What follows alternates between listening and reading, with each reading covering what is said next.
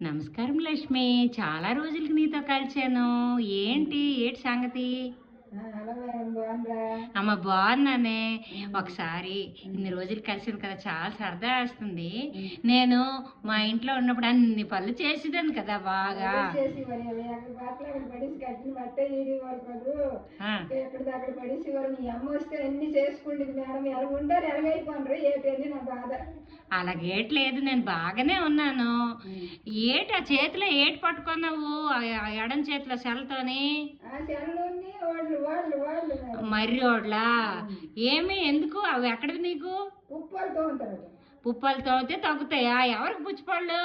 మా బాబుకి. మీ పాపకా? సరే సరే. మరి నేను ఇన్ని రోజులు కలిసాను కదా, నాకేటైనా ఇస్తావా?